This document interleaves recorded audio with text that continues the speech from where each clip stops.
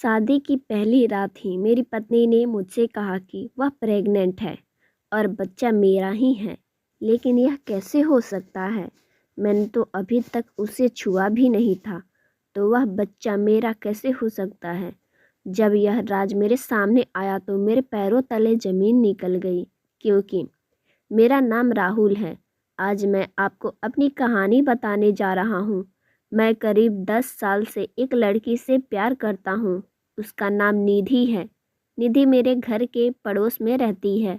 मुझे उससे पहली नज़र में ही प्यार हो गया था। वह मेरे उस समय का प्यार है जब मैं यह भी नहीं जानता था कि प्यार क्या होता है। मेरे कपड़े का बिजनेस है, काफ़ी अच्छा है। मेरी और कोई इच्छा नहीं है सिवाय निधि को अपनी ज़िंदगी में लाने की। हम दोनों अभी तो बहुत अच्छे दोस्त हैं। निधि मुझसे सारी बातें शेयर करती है। अभी तक मैंने उसे अपने प्यार का इजहार नहीं किया है। निधि का सपना है कि उसे मुंबई जाकर एक्ट्रेस बनना है, इसलिए मैंने उसका सपना पूरा करने के लिए उसकी मदद की, उसके घर वालों को मनाया और उसे मुंबई में भी छोड़कर आया था। निधि के पापा उसके बचपन में ही चल बसे थे। उसकी मम्मी के साथ वह अपने मामा के घर रहती थी। निधि को उस समय बहुत शौक लगा था। कुछ दिनों तक तो वह बोल भी नहीं पा रही थी, मामा को पापा कह रही थी। उस दुख से अब उसका परिवार निकल गया था। अब मैं चाहता हूँ कि निधि अपना यह सपना पूरा करे, इसलिए मैं भी उसकी मदद कर रहा हूँ। लेकिन शायद उतना आसान भी नहीं था। निधि 3 सालों से मुंबई में है। मैं उससे बात करता रहता हूँ, कभी कभी मिल भी आता हूँ। मेरे दोस्त मुझसे कहते हैं कि मैं निधि को प्रपोज कर दूँ। ऐसा बहुत बार उनके कहने पर एक रात मैंने निधि को फ़ोन किया। निधि को फ़ोन किया तो उसने वहाँ से कहा, राहुल कहाँ हो तुम? मैंने कहा, निधि मैं अभी घर पर हूँ। वह बोली, घर पर? मुझे यहाँ एयरपोर्ट पर छोड़कर क्यों चले गए? मुझे कुछ समझ में नहीं आया। मैंने आगे कहना जारी रखा, निधि हाँ बोलो। मैंने कहा कि मुझे तुम्हें कुछ कहना है। ऐसा कहकर मैंने उसे आई लव यू बोल दिया। मेरी खुशी का ठिकाना नहीं रहा जब निधि ने भी I love you too Rahul कहा। मैं थोड़ा आश्चर्य में था, इतनी जल्दी जवाब। खैर मैं तो बहुत खुश था।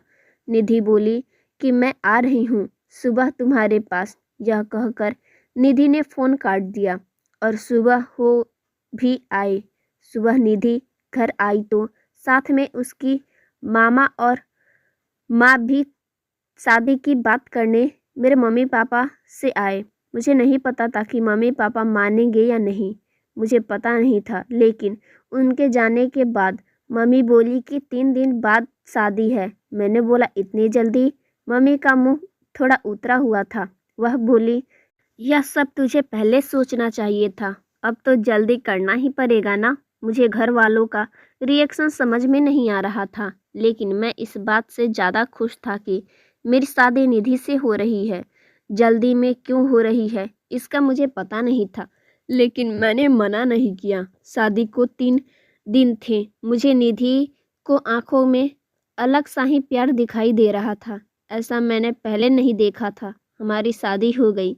शादी की पहली रात सुहागरात थी। मुझे यकीन ही नहीं हो रहा था कि यह सब सच है।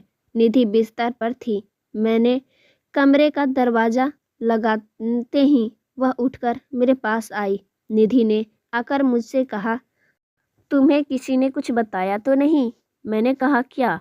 निधि बोली, मैंने ही मना किया था सबको कि तुम्हें नहीं बताए। मैं खुद तुम्हें आज बताना चाहती थी, और फिर उसने जो बताया वह सुनकर तो मेरे सर पे आसमान गिर पड़ा। वह बोली कि मैं प्रेग्नेंट हूँ और बच्चा मेरा है, और यह बोलते वक्त उसकी आंखों में आंसू थे। यह बोलकर वह मेरे गले लग गई। लेकिन यह कैसे हो सकता है? यह पहली बार था जब हम लोग गले लग रहे थे, तो यह बच्चा मेरा कैसे हो सकता है? और निधि मुझसे झूठ क्यों बोल रही है? उस रात को निधि मेरे कंधे पर सोई, जाने क्या क्या बातें कर रही थी, पर मेरा तो बहुत बुरा हाल था। तब मुझे समझ में आया कि यह शादी इतनी जल्दी क्यों हुई, क्योंकि निधि ने सभी को यह बताया कि यह बच्चा मेरा है, इसलिए घर वाले शादी के लिए इतनी जल्दी मान गए।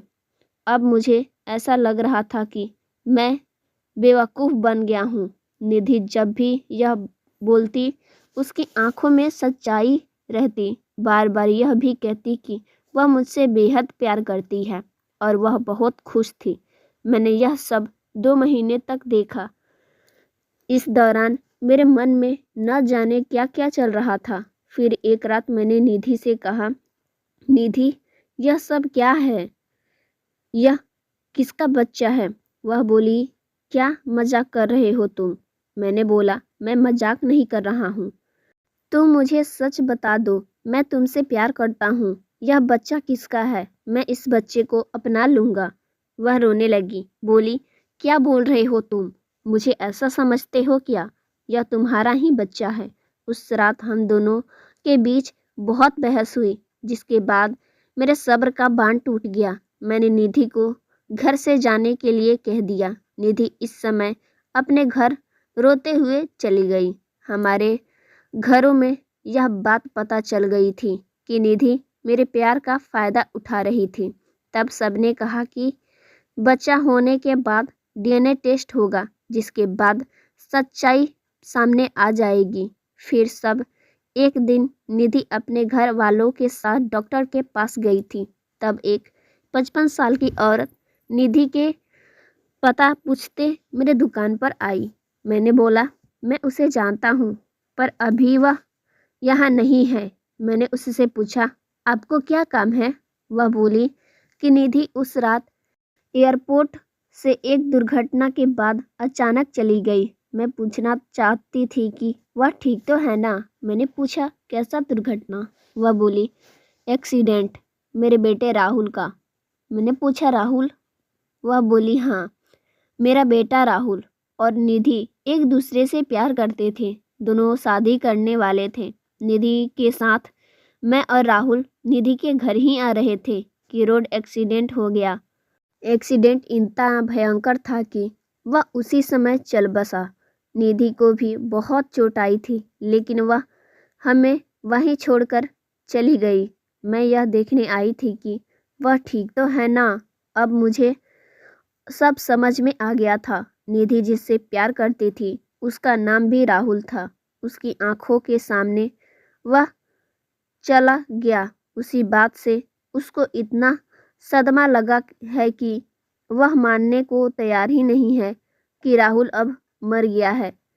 इस सदमे में है और मुझे ही राहुल मान रही है, जैसे बचपन में अपने मामा को पापा मान रही थी। इसलिए उसकी आंखों में सच्चाई दिखाई दे रही थी। मैंने भी ठीक उसी समय फ़ोन किया था और प्रपोज किया था, इसलिए वह इस तरह की बातें कर रही थी। उसकी आंखों में जो प्यार है वह इस राहुल के लिए नहीं, बल्कि उस राहुल के लिए है।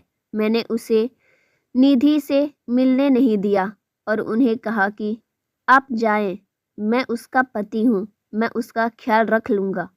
मैं नहीं चाहता था कि निधि को सब याद आए। निधि जब घर आई तब मैं उसके पास गया और बोला, निधि सॉरी। तो वह रोने लगी और बोली, तुम्हें इस हालत में मुझे खुश रखना चाहिए और तुम मुझे रुला रहे हो। तुमको रोता देखकर मुझे भी रोना आ गया। निधि की इस हालत पर मुझे समझ में नहीं आ रहा था कि मैं क्या करूं। तब मैं घर पर कह दिया कि मुझे डीएनए टेस्ट नहीं करवानी और मैं निधि को मनाकर अपने घर ले आया। मैं भगवान से अभी तक दुआ कर रहा हूँ कि उसे बीती बातें कभी याद ही न आए, क्योंकि मैं अब उसके साथ हमेशा के लिए रहना चाहता था और उसे बीती बातें याद दिलाकर मैं अब उसे तकलीफ़ देने नहीं चाहता था, क्योंकि मैं उससे प्यार करता था। अब मैं निधि को हमेशा के लिए अपने पास ही रख लिया और उसके बच्चे को भी अपना नाम दिया। हम दोनों अब हैप्पी फैमिली की तरह रहते हैं। सो दोस्तों, मैंने ऐसा करके सही किया ना? कमेंट बॉक्स में ज़रूर बताइएगा। और वीडियो अच्छी लगी हो तो वीडियो को लाइक कर दीजिएगा। चैनल पर नया है चैनल को सब्सक्राइब कर लीजिएगा। मिलते हैं हम आपसे नेक्स्ट वीडियो में। Thanks for watching my video.